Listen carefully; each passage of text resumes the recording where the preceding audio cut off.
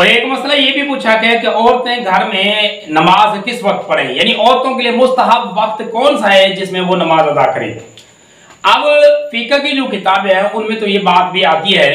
कि औरतें जब घर में नमाज अदा करनी हो तो उनके लिए वो मुस्तहब वही अव्वल वक्त है, यानी अजान हो, अजान के बाद थोड़ी देर वो इंतजार करें, जैसे कि मर्दों की जमात होती है तो इसी तरह थोड़ी देर इंतजार करने के बाद इसी अव्वल वक्त के अंदर ही वो नमाज अदा कर लें तो ये उनके लिए मुस्तहब वक्त होगा।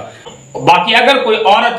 देर करके थोड़ी देर के बाद अपने घर की मसरूफियत में है, उस मसरूफियत को हल करने के बाद में नमाज अदा करती है टाइम के अंदर, तो उसकी नमाज होगी बिला करात और टाइम के अंदर ही होगी और ये सारी की सारी नमाज अदा होगी। और इसी तरीके से अगर नमाज का टाइम हो गया है और अभी अजान नहीं आई तो अगर कोई औरत घर में नमाज अदा कर लेती तो उसकी भी नमाज हो जाएगी।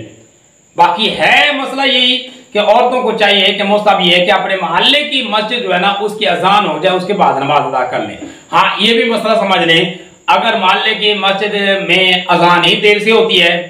तो फिर तो इसलिए औरतों को ये मसला इस तरह हल करके दिया जाएगा कि जैसे टाइम हो, टाइम के बाद फौरन अव्वल वक्त में अगर नमाज अदा करेंगे तो उनकी नमाज मुस्तहब होगी। बाकी टाइम में जिस वक्त तक टाइम है किसी नमाज का उसी वक्त के दौरान वो नमाज अदा कर सकती है, पढ़ सकती है।